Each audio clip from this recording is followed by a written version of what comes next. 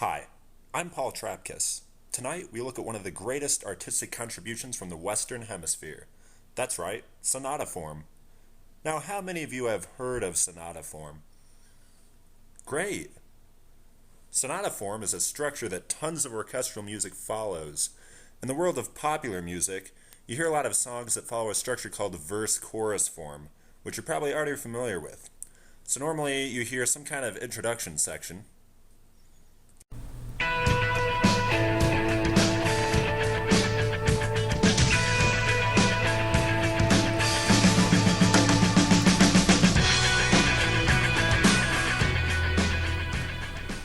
and then verse 1, where the singer enters. One man come in the name of love. One man come and go. One man come he to justify. And that builds up to the exciting chorus section.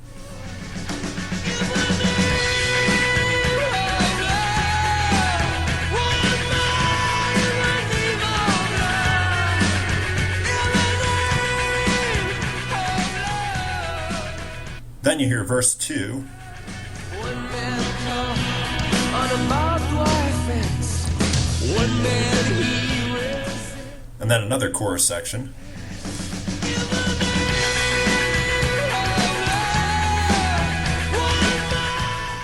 And usually at this point in the song, songwriters decide the listener needs to hear something different so they don't get sick of the song. So there's usually a bridge section here.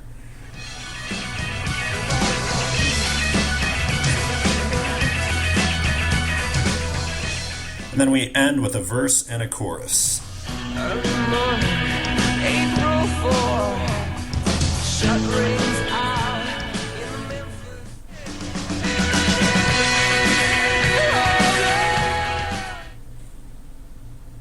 And sometimes you'll hear an outro section to end the song. You get the picture. Classical music also has a form that gets used a lot, but it's different. It's basically an ABA kind of form. You hear a bunch of stuff at the beginning, then it all gets tossed around in the middle section, and then you hear a section at the end that sounds like the beginning. That's it. That pretty much sums up a huge amount of orchestral music from the 18th century all the way through much of the 20th century. But let's take a closer look at exactly what happens in each of these three sections. I'll explain how sonata form usually works, but of course there are always exceptions, and that's what makes music interesting.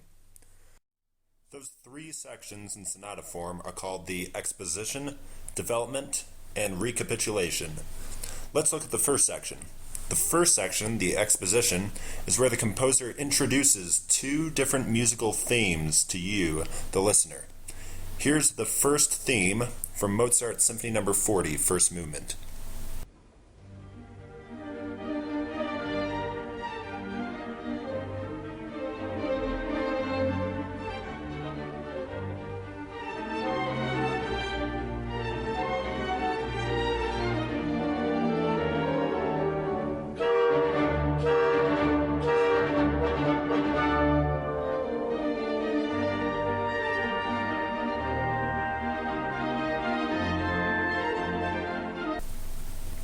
So that's all basically one idea. Now we need to meet the second theme, but since it's very different from the first theme, we'll hear a short bridge section to transition us from the first theme to the second.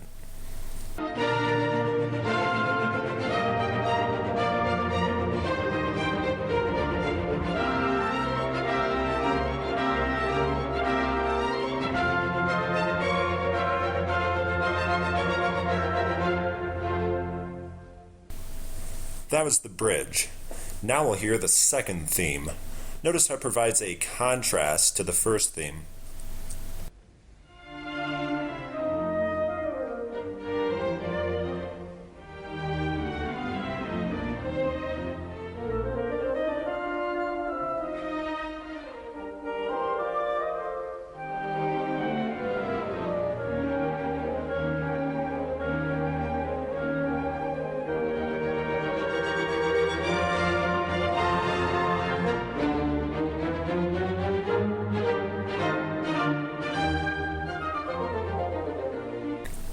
So those are our two themes. Now what? That's right, the development section is next. But in order to close off that whole exposition section, there's a brief closing theme, and then the whole exposition gets repeated so that we really get those two themes in our ear. In the development section, the composer develops those two themes, and there aren't really any rules about how you do that. The exposition was sort of like the ingredients that the composer has in separate bowls, and then in the development, the composer mixes stuff together and comes up with all kinds of amazing dishes. Here's the beginning of the development section in this Mozart symphony. Notice what he does with the first theme. He takes a fragment from it and throws it around the orchestra. You'll hear it get passed between high and low instruments.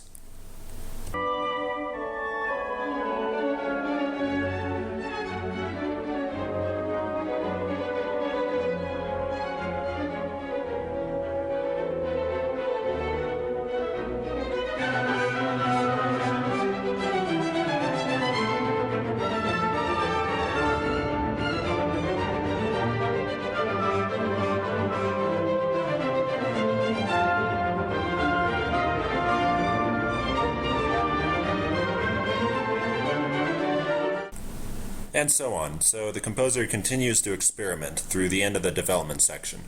And then what? That's right, the recapitulation is next.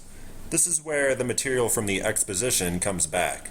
It's like a reminder of how it all started, but at the same time, we hear it differently because of everything that happened in the development section.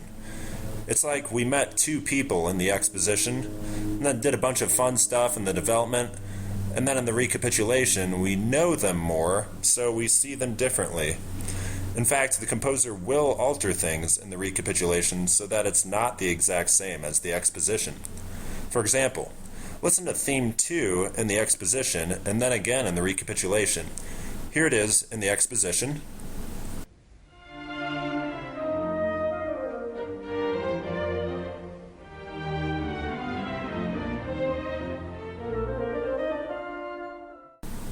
And here it is in the recapitulation.